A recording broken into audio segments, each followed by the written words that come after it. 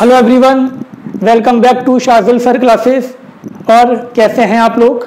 मुझे पूरी उम्मीद है आप लोग बहुत बढ़िया होंगे, बहुत अच्छे होंगे, पढ़ाई कर रहे होंगे घर पे।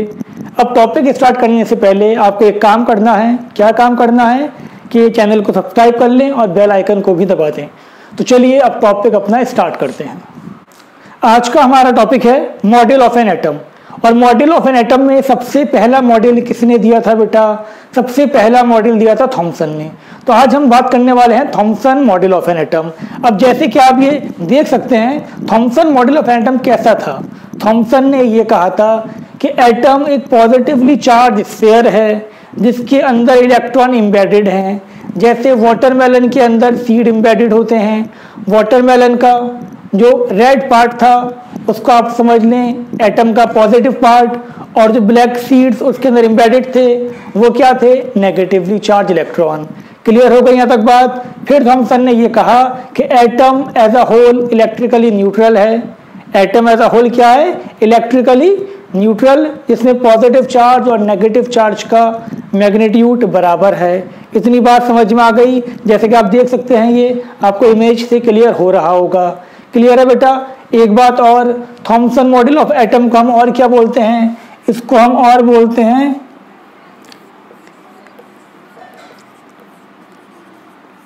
Christmas pudding model. और क्या बोलते हैं इसको बेटा? Watermelon model. तो याद रखें आप, सबसे इंपॉर्टेंट पॉइंट इसका यही था कि थॉमसन मॉडल को हम और क्या क्या बोलते हैं? Christmas pudding model. और क्या बोलते हैं हम? हम बोलते हैं वाटरमेलन मॉडल। क्लियर है बेटा? प्लम पुडिंग मॉडल भी बोल देते हैं। अब इसकी पोस्टुलेट क्या क्या थे वो आप देखें। तो सबसे पहला पॉइंट इन्होंने क्या कहा था कि atom is a positively charge sphere. N atom is a positively charged sphere. An atom is a positively charged sphere in which negatively charged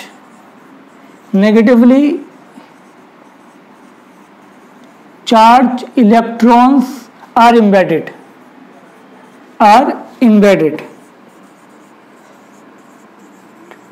negatively charge electrons are embedded.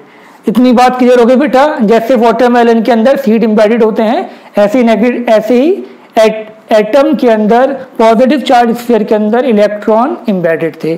पहला पॉइंट क्लियर हो गया आपके? लिख लो, ये रब करते हैं हम। सेकंड पॉइंट क्या था बेटा इसका?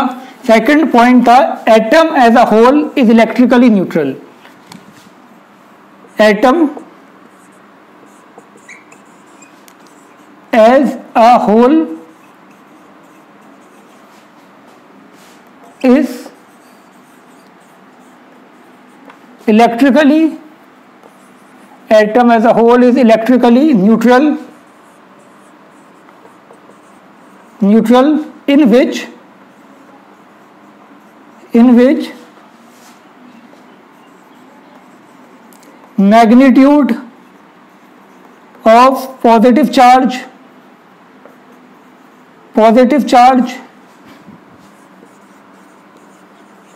which magnitude of positive charge and negative charge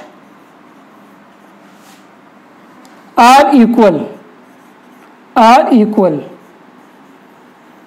ठीक है बेटा जी, इतनी बात समझ में आ गई। Atom as a whole is electrically neutral in which magnitude of positive charge and negative charge are equal। Clear हो गई यहाँ तक बात सबके? चलो बहुत अच्छी बात है। इतना ही कहा था। इसने एटम की स्टेबिलिटी के बारे में नहीं बताया था, इन्होंने न्यूक्लियस के बारे में नहीं बताया था, इलेक्ट्रॉन के अरेंजमेंट के बारे में भी सही से नहीं बताया था, सभी को जिनके ड्रॉबैक थे। अब ये रब कर दें। चलो आगे बढ़ते हैं। अब नेक्स्ट जो हमारा मॉडल था वो था आपका Rutherford model of an atom. लेकिन रदरफोर्ड मॉडल से पहले आपको जानना होगा कि रदरफोर्ड स्कैटरिंग एक्सपेरिमेंट क्या था। अब हम बात करते हैं रदरफोर्ड स्कैटरिंग एक्सपेरिमेंट। तो इसको समझो ध्यान से। रदरफोर्ड ने क्या करा, रदरफोर्ड ने गोल्ड फॉइल ली और उसको बहुत पतली सी बहुत थिन शीट में कट कर लिया, जिसमें अप्रॉक्सीमेट कितने थे 1000 एटम। अब उन्होंने गोल्ड क्यों लिया, क्योंकि हमें पता है कि गोल्ड बहुत ज़्यादा मेलिएबल और डक्टाइल मेटल है। उस पर क्या करवाया, अल्फा पार्टिकल को एक्सट्रैक्ट करवाया, या कह सकते हो अल्फा पार्टिकल का बम्बार्डमेंट करवाया। क्लियर है यहाँ तक बात। अब उससे क्या हुआ, उससे हमने ये देखा कि अल्फा पार्टिकल उसमें हिट करने के बाद कहाँ कहाँ गए। तो हमने एक जिंक सल्फाइड की स्क्रीन लगा दी, जैसे कि आप देख सकते हैं इमेज में, जिससे हमें इम्पैक्ट मिलता रहा। तो ये था इनका सेटअप, ये था एक्सपेरिमेंट। अब इस एक्सपेरिमेंट की बेसिस पे उन्होंने क्या देखा, क्या ऑब्जर्वेशन था उनका, वो बताया। फिर इस ऑब्जर्वेशन की बेसिस पे कंक्लूजन क्या निकला, वो बताया। अब लेकिन सबसे पहले हम ये जान लें कि अल्फा पार्टिकल होता क्या है। ठीक है, अल्फा पार्टिकल को आप समझें। अल्फा पार्टिकल बेटा क्या था, देखो अगर आपके पास हीलियम है, आप जानते हैं हीलियम एटॉमिक नंबर 2 है, मास नंबर 4 है, इसके अंदर प्रोटॉन कितने हैं बेटा 2, इसके अंदर न्यूट्रॉन भी कितने हैं 2, इलेक्ट्रॉन कितने हैं 2। अगर हम हीलियम में से 2 इलेक्ट्रॉन्स को निकाल देते हैं, यह आपको सिखा रखा है हमने, 2 इलेक्ट्रॉन को निकाल दिया, तो यहाँ हमारे पास क्या बचा बेटा 2 प्रोटॉन और न्यूट्रॉन भी 2, इलेक्ट्रॉन कितने बचे बेटा 0 बचे। इतनी बात समझ में आ गई आपके यहाँ तक। और ये जो पार्टिकल था He2+ ion, He2+ ion is known as alpha particle. कोई आपसे पूछ ले कि अल्फा पार्टिकल क्या होता है, अल्फा पार्टिकल क्या होता है बेटा He2+ आइन। अब देखो जब इसमें से इलेक्ट्रॉन निकल गए तो यहाँ क्या बचा, प्रोटॉन और न्यूट्रॉन। और प्रोटॉन और न्यूट्रॉन कहाँ होते हैं, प्रोटॉन और न्यूट्रॉन होते हैं न्यूक्लियस के अंदर। तो इतनी बात भी हमारे समझ में आ गई कि nucleus of helium is called alpha particle. Clear है बेटा यहाँ तक बात। आपसे कोई पूछ ले कि इसका मास कितना है, तो मास अल्फा पार्टिकल का कितना होता है, मास होता है आपका 4u।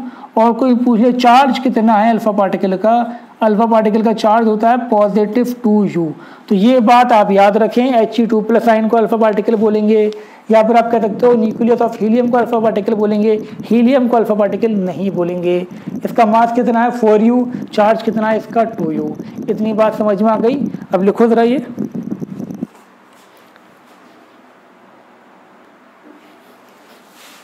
आपके समझ में आ गया ये सेटअप। अब देख लो क्या लिखा है हमने यहाँ पर, इन 1911 Rutherford and coworkers bombarded alpha particle on gold foil. Clear हो गई, जो आपको डायग्राम में बताया था अभी। और ये अल्फा पार्टिकल कहाँ से जनरेट हुए, alpha particle are obtain from polonium. तो याद रखना ऐसा नहीं था कि अल्फा पार्टिकल लिया मार दिया, अल्फा पार्टिकल को जनरेट करवाया गया था। कैसे करवाया गया था, जब पोलोनियम के ऊपर हमने कैथोड रे का स्ट्राइक करवाया तो वहाँ से अल्फा पार्टिकल निकले, वो अल्फा पार्टिकल गोल्ड पे जाके हिट करे और हमें पूरा एक्सपेरिमेंट हो गया। अब हम बात करते हैं कि इसका ऑब्जर्वेशन और कंक्लूजन क्या था। इसको लिख लो अच्छे से। क्लियर,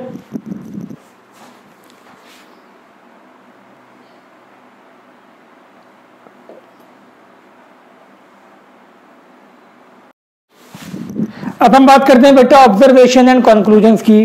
अब जैसे कि आप देख सकते हैं इस इमेज में कि जब हमने गोल्ड फॉइल के ऊपर अल्फा पार्टिकल को स्ट्राइक करवाया तो ज़्यादातर अल्फा पार्टिकल क्या हुए बेटा, स्ट्रेट पास हो गए। इसका मतलब क्या हुआ, इसका मतलब ये हुआ कि most of the space in atom is empty. Atom के अंदर ज़्यादातर स्पेस खाली है। कुछ क्या हुआ आपके डेविएट हो गए स्मॉल और लार्ज एंगल से। इसका मतलब क्या हुआ कि उसके एटम के अंदर कोई पॉजिटिव चार्ज है, तभी तो positively charge alpha particle repel हो गया। अभी आपको बताया कि अल्फा पार्टिकल कैसा था, पॉजिटिव चार्ज, तो वो रिपेल कैसे होगा, पॉजिटिव चार्ज से रिपेल होगा। और बहुत कम यानी कि 1 आउट ऑफ 12,000 क्या हो गए, रिबाउंड हो गए 90 डिग्री से ज़्यादा से या 180 से। इसका मतलब क्या हुआ, इसका मतलब ये हुआ कि जो सेंटर में पॉजिटिव चार्ज है सारा मास भी उसी पे कंसंट्रेटेड है। चलिए अब हम बात करते हैं। तो पहला ऑब्जर्वेशन क्या था हमारा, हम डिस्कस करते हैं। पहला ऑब्जर्वेशन था हमारा most of the alpha particle, most of the alpha particle, alpha particle straight pass through straight passed through gold foil without any deflection. लिख लेना without any deflection. It means, इसका मतलब क्या हुआ? It means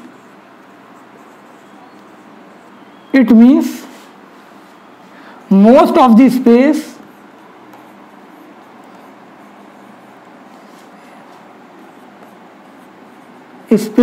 in an atom is empty. तो पहला point समझ में आ गया आपके कि ज्यादातर जगह एटम में क्या है आपकी एम्प्टी है. क्लियर है बेटा? इतना क्लियर हो गया? ये लिख लो.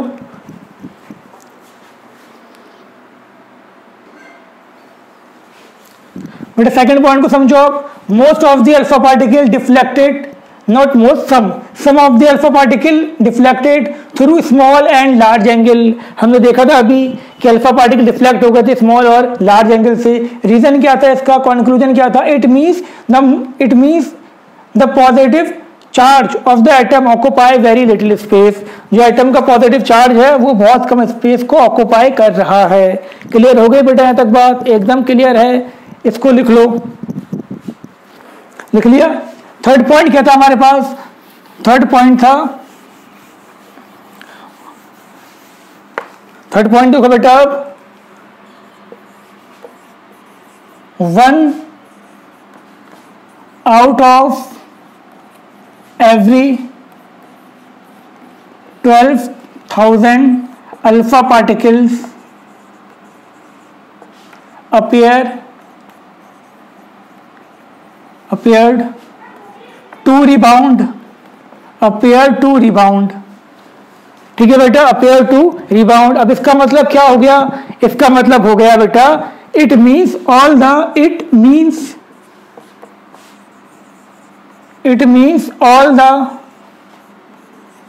positive charge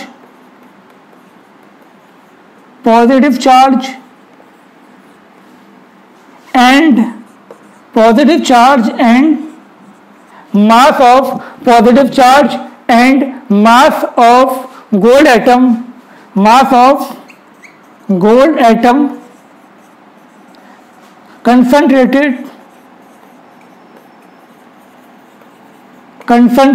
mass of gold atom concentrated in a very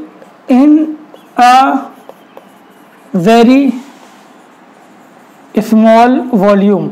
और इसी को नाम क्या दे दिया गया आपका? Nucleus. In a very small volume with in an atom. ठीक है बेटा?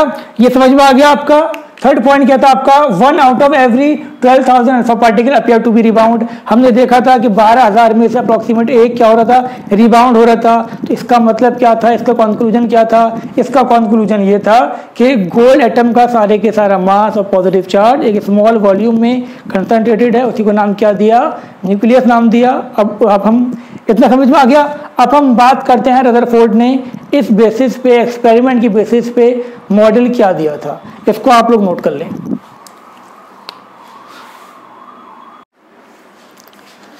अब हम बात करते हैं Rutherford model of an atom.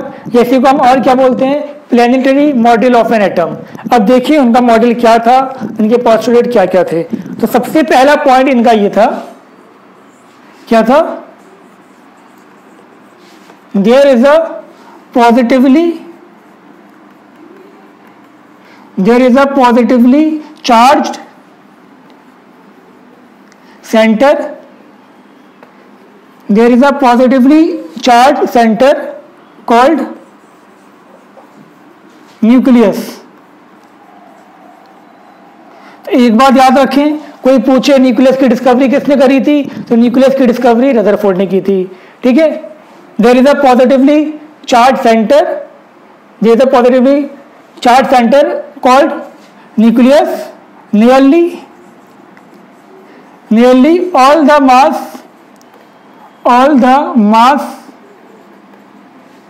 of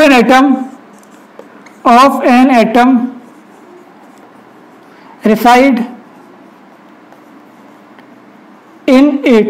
तो तो ये बात समझ में आ गई कि एटम में एक पॉजिटिव चार्ज सेंटर था जिसको नाम क्या दिया गया, जिसको नाम दिया गया न्यूक्लियस, और पूरा का पूरा मास न्यूक्लियस पे ही डिपेंड करता था।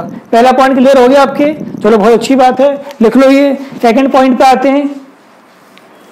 सेकंड पॉइंट था आपका, सेकंड पॉइंट को आप समझिए हम ध्यान से।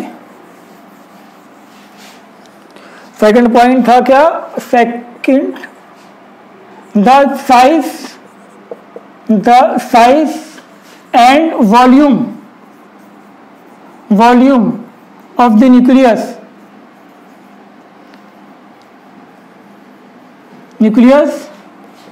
is very small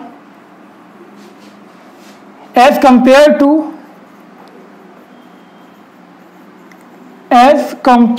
atom। तो ये बात आप याद रखें कि न्यूक्लियस का जो साइज था और जो उसका वॉल्यूम था वो एटम के कंपैरिजन में बहुत ही कम था। हम अगर साइज की हम बात करें तो साइज ऑफ एटम कितना होता है बेटा? साइज ऑफ एटम होता है 10⁻⁻10 मीटर, जिसको हम लोग क्या बोल देते हैं? हम जिसको बोल देते हैं 1 एंगस्ट्रॉम। ठीक है, ऐसे हम बात करें वॉल्यूम, अगर हम बात करते हैं वॉल्यूम ऑफ एटम, तो बेटा वॉल्यूम ऑफ एटम, एटम क्या था? एटम स्फेरिकल था। स्फीयर का वॉल्यूम क्या होता है? 4/3 πr³। और जब ये r है इसका आप क्यूब करेंगे तो क्या हो जाएगा? ये हो जाएगा अप्रोक्सीमेट 10⁻30 मीटर क्यूब। ठीक है बेटा, ऐसे हम बात करते हैं size of nucleus. Size of nucleus बेटा कितना था? साइज ऑफ न्यूक्लियस था आपका 10⁻15 मीटर, जिसको हमने क्या बोल दिया? 1 फर्मी मीटर। तो ये बात आप याद रखें, कितना था? 10⁻15 मीटर। अब इसका वॉल्यूम अगर निकालते हो तो वॉल्यूम ऑफ न्यूक्लियस कितना हो गया?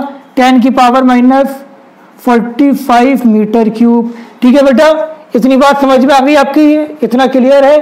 तो ये बात आप याद रखें। कोई आपसे पूछ ले कि न्यूक्लियस एटम से कितना छोटा था, तो न्यूक्लियस एटम से 10⁵ टाइम छोटा था, या कह सकते हो एटम न्यूक्लियस से 10⁵ टाइम बड़ा था। अगर आपसे पूछे कि न्यूक्लियस का वॉल्यूम एटम के वॉल्यूम से कितना कम था? 10⁻15 टाइम्स कम था, या एटम का वॉल्यूम कितना ज़्यादा था? 10⁻15 टाइम्स ज़्यादा था। इतनी बात क्लियर हो गई। अब आते हैं अपने थर्ड पॉइंट पे, ये नोट कर लें आप। थर्ड पॉइंट पे आते हैं हम।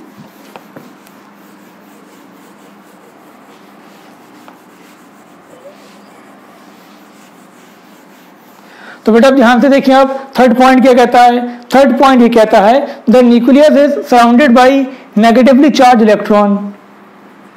थर्ड पॉइंट था आपका the nucleus is surrounded bye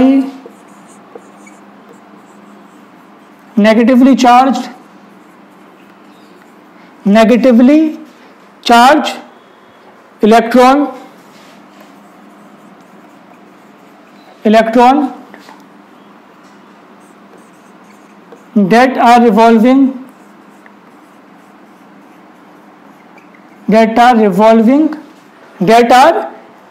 electron that are revolving around it। ठीक है बेटा, इतनी बात समझ में आ गई आपके? तो इसका थर्ड पॉइंट क्या था हमारा? The nucleus is surrounded by negatively charge electron that are revolving around it. जैसे सन के अराउंड प्लैनेट रिवॉल्व करते हैं, ऐसे ही आपका न्यूक्लियस के अराउंड इलेक्ट्रॉन रिवॉल्व करते हैं। मुझे पूरी उम्मीद है ये थर्ड पॉइंट आपके समझ में आ गया होगा। लिख लो इसको भी। फोर्थ पॉइंट की हम बात करते हैं। फोर्थ पॉइंट है आपका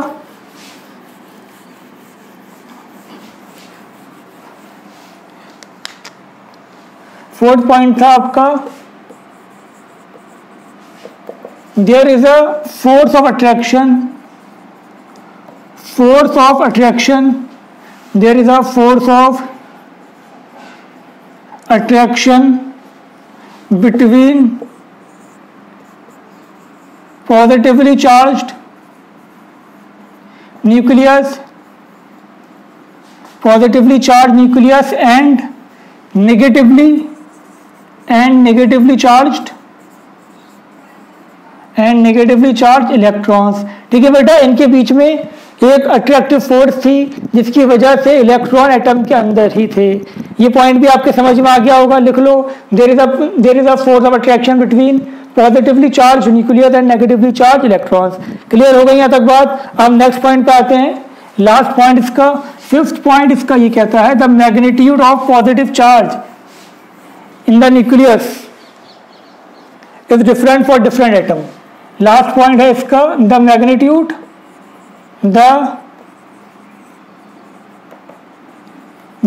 of positive charge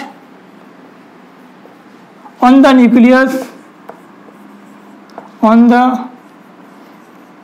nucleus is different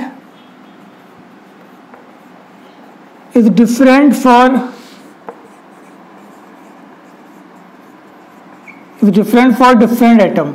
ठीक है बेटा, क्योंकि हम जानते हैं न्यूक्लियस के अंदर क्या था, न्यूट्रॉन और प्रोटॉन थे और हर एटम के प्रोटॉन अलग होंगे। तो इसने यही कहा the magnitude of positive charge on the nucleus is different for different atom. Her atom का पॉजिटिव चार्ज का मैग्नीट्यूड क्या होगा, डिफरेंट होगा। तो यहाँ तक बात खत्म होती है आपके रदरफोर्ड मॉडल की। हमने क्या देख लिया, हमने उनका एक्सपेरिमेंटल सेटअप देख लिया, ऑब्जर्वेशन देख लिया, कॉन्क्लूजन देख लिया। अब उस कॉन्क्लूजन के बेसिस पे इन्होंने अपना मॉडल ऑफ एन एटम दिया। ये बात आपके समझ में आ गई होगी, बहुत सी इसके अंदर इंपॉर्टेंट बातें कवर हो चुकी हैं। अब हम बात करते हैं इनका ड्रॉबैक क्या था, इसको आप नोट कर लें।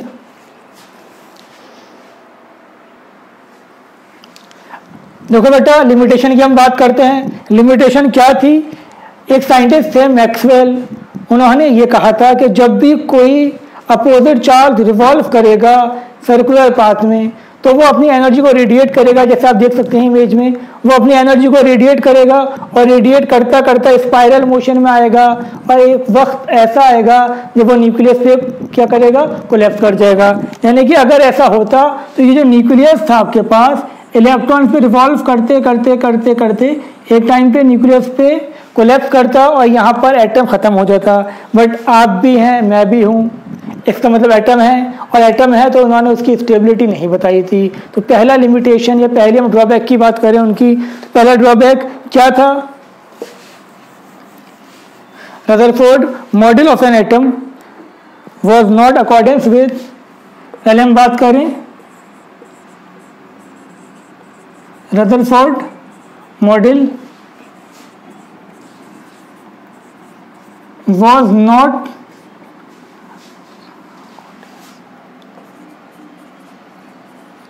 was not accordance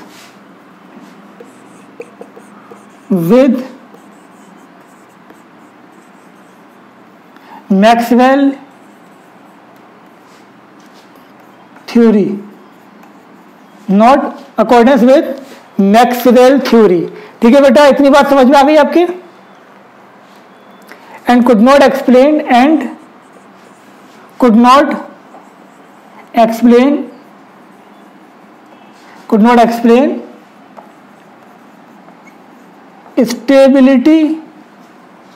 stability of an atom। तो बेटा इतनी बात आपके समझ में आनी चाहिए कि उन्होंने स्टेबिलिटी ऑफ एटम नहीं बताई थी, क्योंकि इनका जो मॉडल था वो मैक्सवेल के अकॉर्डिंग नहीं था, और मैक्सवेल के अकॉर्डिंग नहीं था तो ये नहीं बता पाए थे कि एटम स्टेबल क्यों है। इतनी बात समझ में आ गई, तो पहला आपको लिमिटेशन क्लियर हो गई होगी यहाँ तक कि इन्होंने स्टेबिलिटी नहीं बताई थी। तो ये सबसे बड़ा ड्रॉबैक था। सेकंड ड्रॉबैक की हम बात करें इनका, तो सेकंड ड्रॉबैक इनका ये था कि इन्होंने इलेक्ट्रॉन के अरेंजमेंट के बारे में नहीं बताया था। क्या नहीं बताया था बेटा, इन्होंने इलेक्ट्रॉन के अरेंजमेंट के बारे में कुछ भी नहीं बताया था। तो हम बात करते हैं इसके नेक्स्ट था आपका इसका limitation, he did not say anything, he did not say anything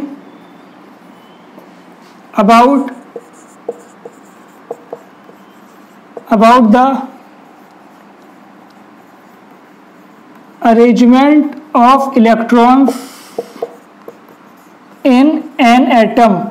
तो बेटा जी ये बात क्लियर हो गई होगी आपके। ये दो इनके इंपॉर्टेंट लिमिटेशन थे जो कि आपके समझ में आ गए होंगे। पहला क्या था कि उन्होंने स्टेबिलिटी नहीं बताई थी, और सेकंड क्या था कि इलेक्ट्रॉन के अंदर का कि एटम के अंदर इलेक्ट्रॉन कैसे अरेंज्ड है वो नहीं बताया था। अब ये सब किसने बताया था? ये सब बताया था नील बोहर्स ने। अब हम डिस्कस करते हैं Bohr's model of an atom. ये लिख लें आप।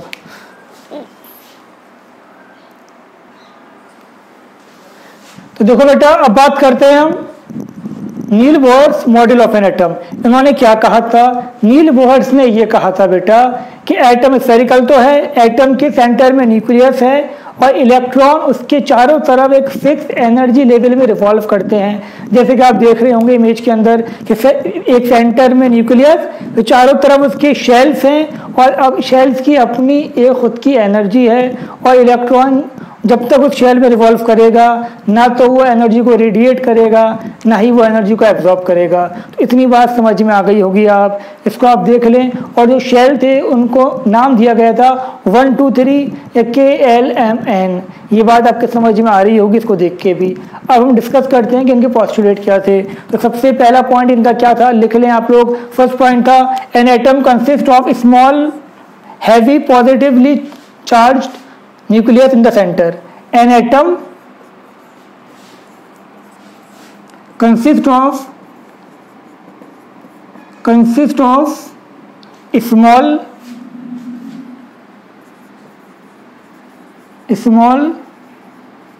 heavy positively charged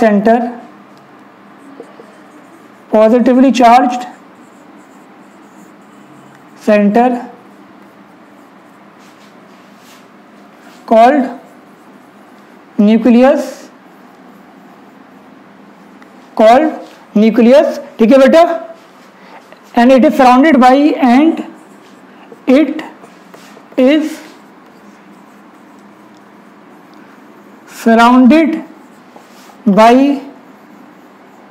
negatively charged electrons। तो पहला पॉइंट बिल्कुल सेम था जो आपका रदरफोर्ड ने दिया था। अब सेकंड पॉइंट आप समझे। सेकंड पॉइंट क्या था? These electron are moving in a certain definite circular path. Second point था these electrons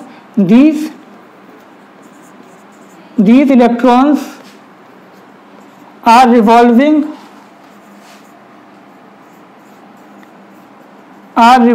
these electrons are revolving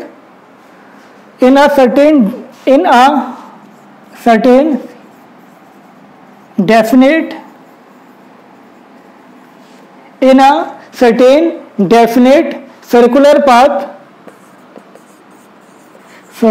path called orbit। ठीक है बेटा। ये जो इलेक्ट्रॉन थे ये रिवॉल्व कर रहे थे सर्कुलर पार्ट में, जिसको क्या बोल दिया गया? डेफिनेट सर्कुलर पाथ में रिवॉल्व कर रहे थे। इसका मतलब वो एनर्जी को रेडिएट नहीं कर रहे थे, इसको क्या नाम दे दिया गया? ऑर्बिट। ठीक है बेटा, इतनी बात क्लियर हो गई। नेक्स्ट पॉइंट पे आते हैं हम। इसके नेक्स्ट पॉइंट है आपका these orbits are represented as, ये रख करते बेटा। नेक्स्ट पॉइंट देखो, नेक्स्ट पॉइंट हम बात करने वाले हैं इसके अंदर। पॉइंट नंबर 3 पे आते हैं हम। तो पॉइंट 3 हमारा ये है orbit are associated with orbits are associated with a orbits are associated with a specific energy, hence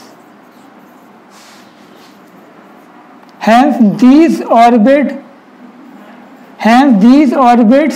are also called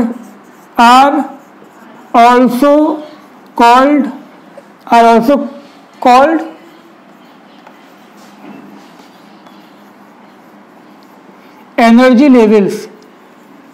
ठीक है बेटा, these orbits are also called energy levels. तो हम ऑर्बिट को एनर्जी लेवल्स भी बोलते हैं, शेल भी बोलते हैं और ऑर्बिट्स भी बोलते हैं।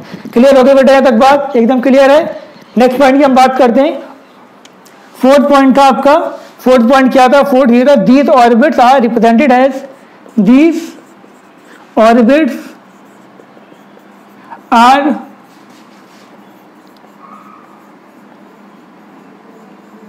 रिप्रेजेंटेड एज 1 2 3 4, या फिर और इसको हम बोल सकते हैं KLMN। ठीक है बेटा, ऑर्बिट्स को हम क्या कर, ऑर्बिट से शेल को हम 1 2 3 से रिप्रेजेंट कर सकते हैं, या फिर हम KLMN से रिप्रेजेंट कर सकते हैं। इतनी बात समझ में आ गई? ये रब कर दें, नोट कर लो इसको। फिफ्थ हम बात कर रहे थे orbital, orbits nearest to the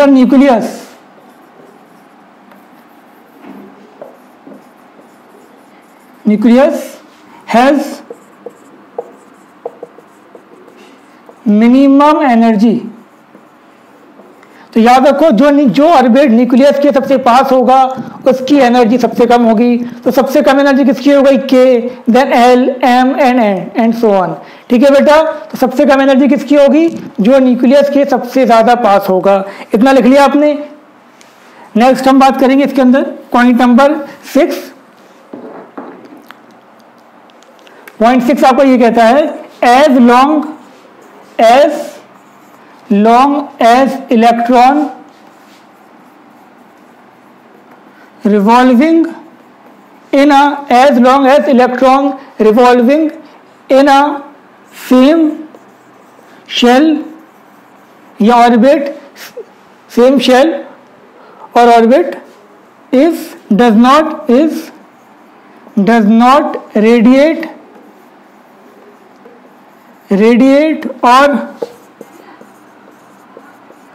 और एब्जॉर्ब एनर्जी। तो बेटा यहां तक बात समझ में आ गई आपकी कि जब तक इलेक्ट्रॉन एक शेल में रिवॉल्व करता रहेगा वो तब तक ना तो एनर्जी को रेडिएट करेगा ना ही वो एनर्जी को एब्जॉर्ब करेगा। तो ये कुछ 5-6 इनके पॉइंट थे जो उन्होंने दिए थे।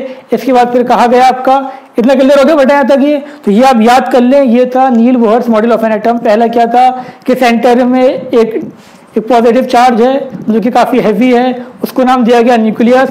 इलेक्ट्रॉन उसके अराउंड रिवॉल्व करते हैं। फिर कहा गया जो इलेक्ट्रॉन रिवॉल्व करते हैं वो डेफिनेट ऑर्बिट में करते हैं। फिर हमने बताया कि वो जो ऑर्बिट थे उनकी अपनी एनर्जी थी, इसलिए उनको एनर्जी लेवल भी बोलते हैं। हर की अपनी एनर्जी, इलेक्ट्रॉन उसी में रिवॉल्व करता रहेगा, उसी एनर्जी, ये आप कह सकते हो बाउंड्री टाइप से था, उसी बाउंड्री में वो रिवॉल्व करता रहेगा। फिर क्या बताया आपको? फिर ये बताया जो सबसे पास होगा, जो शेल न्यूक्लियस के सबसे पास होगा उसकी एनर्जी सबसे ज़्यादा होगी, सबसे कम होगी। फिर ये बताया आपको कि जब तक वो अपने शेल में रिवॉल्व करता रहेगा ना तो वो एनर्जी को रेडिएट करेगा ना ही वो एनर्जी को एब्जॉर्ब करेगा। तो इतनी बात आपके समझ में आ गई, बहुत अच्छी बात। ये रब कर दें बेटा। आप कुछ रिमार्क देख लें आप।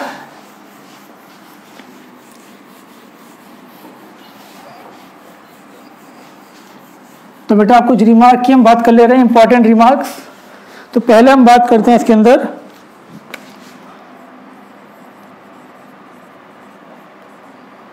फर्स्ट हम बात करते हैं, फर्स्ट का था maximum number of electron,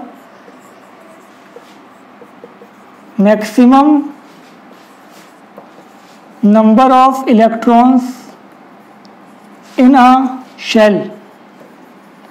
shell, ये था आपका 2n स्क्वायर। ठीक है बेटा, n क्या इसके अंदर?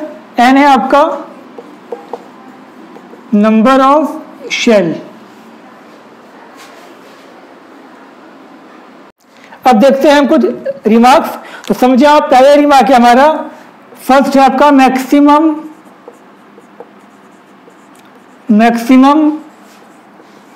नंबर ऑफ इलेक्ट्रॉन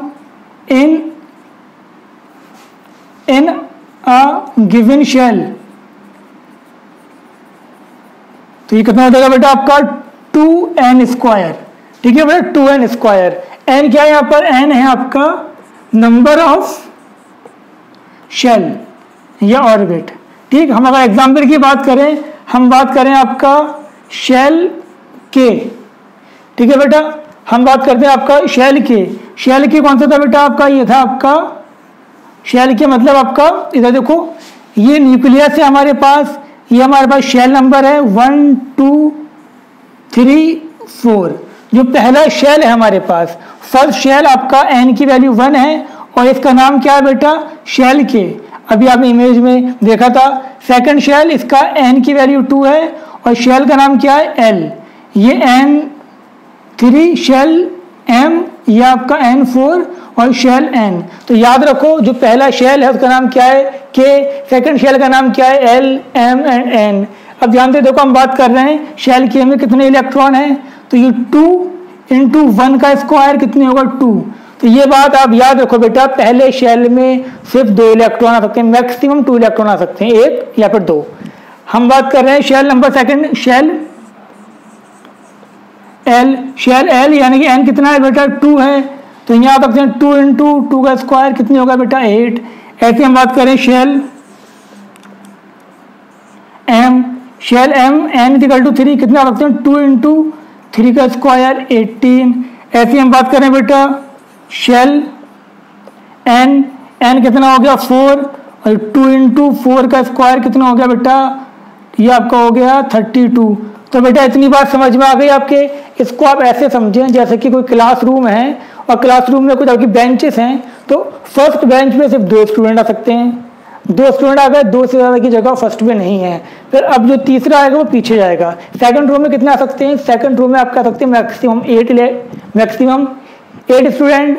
थर्ड में आप आ सकते हैं मैक्सिमम 32 स्टूडेंट, तो 18। फोर्थ में आ सकते हैं 32। सेम चीज़ आपका एटम के अंदर है।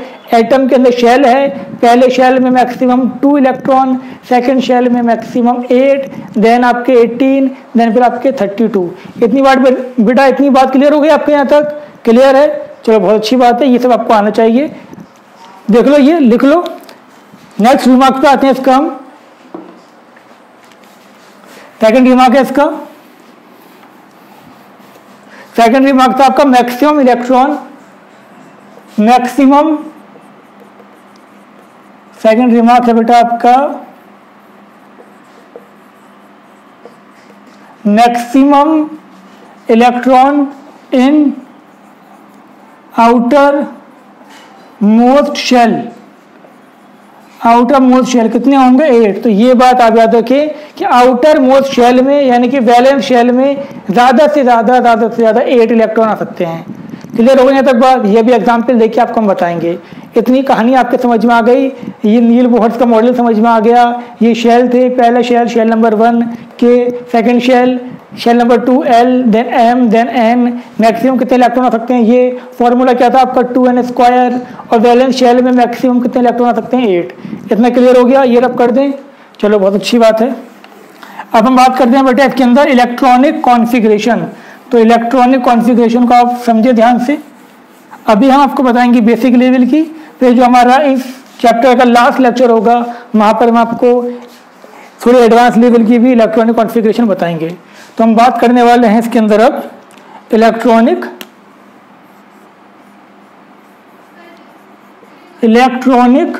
कॉन्फ़िगरेशन। इलेक्ट्रॉनिक कॉन्फ़िगरेशन, तो बेटा ध्यान से देखो, हम बात कर रहे हैं इलेक्ट्रॉनिक कॉन्फ़िगरेशन की। इलेक्ट्रॉनिक कॉन्फ़िगरेशन होता क्या है? इलेक्ट्रॉनिक कॉन्फ़िगरेशन होता है arrangement of electron in a given shell of an atom. Shell में इलेक्ट्रॉन को फिल करना एटम के, उसको हम बोलते हैं इलेक्ट्रॉनिक कॉन्फ़िगरेशन। लिख लो, arrangement of electron in a shell of an atom is called electronic configuration.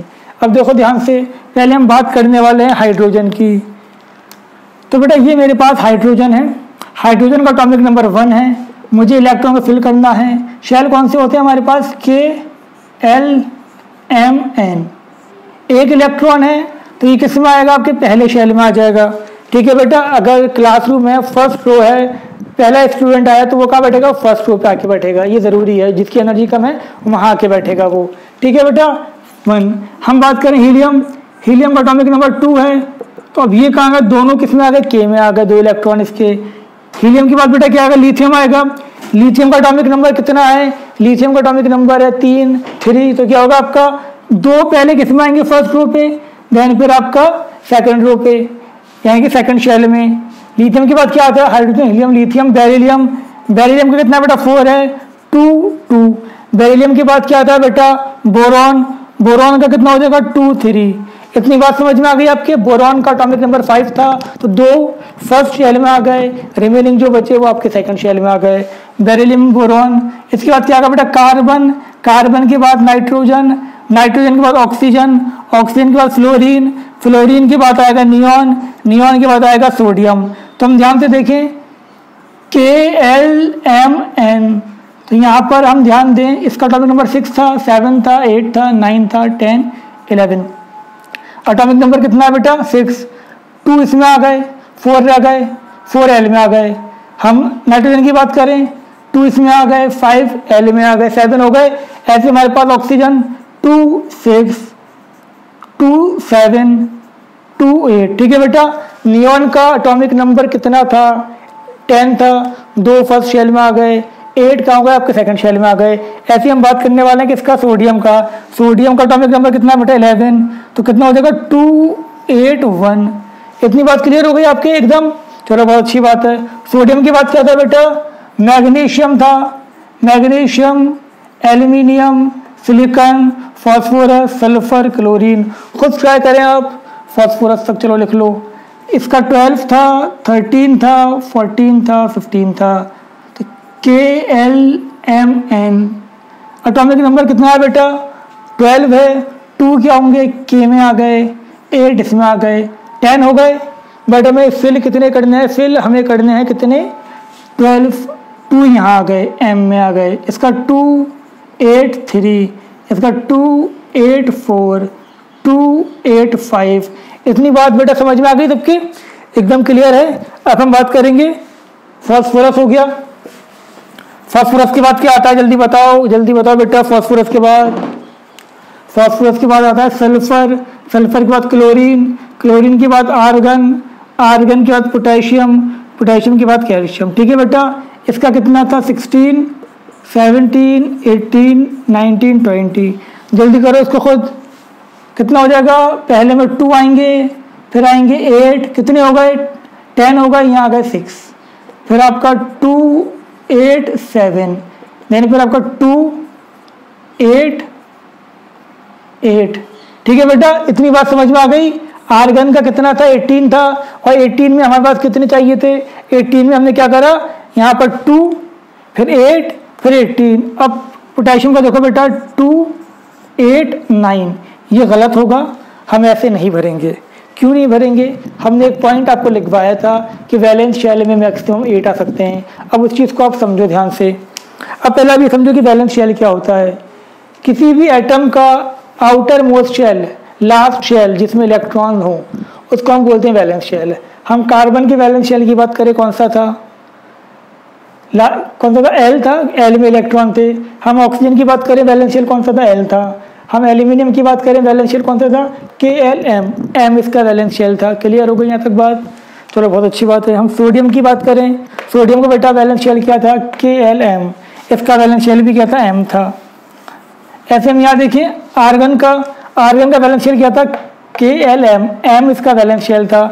हम बात करें पोटेशियम का वैलेंस शेल क्या था? KLM, लेकिन वैलेंस शेल में कितने हो गए आपके? वैलेंस शेल में आपके हो गए कितने? 9 हो गए, 8 से ज़्यादा हो गए, तो ये गलत है। हम वैलेंस शेल में मैक्सिमम 8 डाल सकते हैं। अगर 8 से ज़्यादा आते हैं तो वहाँ 8 छोड़ो, अगले शेल में पहुँचा दो, तो ये हो गया 1, KLMN। तो याद रखो अब क्या कि पोटेशियम का वैलेंस शेल M नहीं है। पोटेशियम का वैलेंस शेल क्या है आपका? पोटेशियम का वैलेंस शेल है N। ऐसे हम बात करें कैल्शियम का, 2, 8, 10 नहीं होगा। हमें पता है थर्ड शेल में मैक्सिमम 18 आ सकते हैं, बट हम नहीं लेंगे। क्यों नहीं लेंगे? क्योंकि हमें पता है वैलेंस शेल में कितने हो सकते हैं? आपके वैलेंस शेल में हो सकते हैं सिर्फ 8। तो कितना हो गया? 2। तो ये KLMN। तो ये बात आप याद रखें, कैल्शियम का वैलेंस शेल भी N होगा। मुझे पूरी उम्मीद है आपको ये टॉपिक समझ में आ गया होगा। नेक्स्ट क्लास में हम डिस्कस करेंगे कि वैलेंस शेल क्या होता है, वैलेंसी क्या होती है, वैलेंस इलेक्ट्रॉन क्या होता है। आज के लिए इतना ही। और अगर आपने अभी तक चैनल को सब्सक्राइब नहीं करा है तो सब्सक्राइब कर लें और बेल आइकन को भी दबा दें, जिससे कि आपको लेटेस्ट अपडेट मिलती रहे। Thank you very much. Copy कर लो सब। बेटा मुझे पूरी उम्मीद है कि आपको आज का लेक्चर समझ में आ गया होगा, और अगर नहीं आया है तो लेक्चर को दोबारा देखो और एक बात याद रखो, अगर चैनल को सब्सक्राइब नहीं कर रखा है तो सब्सक्राइब करो और अपने फ्रेंड्स को भी शेयर करो। आज के लिए इतना ही। Thank you very much.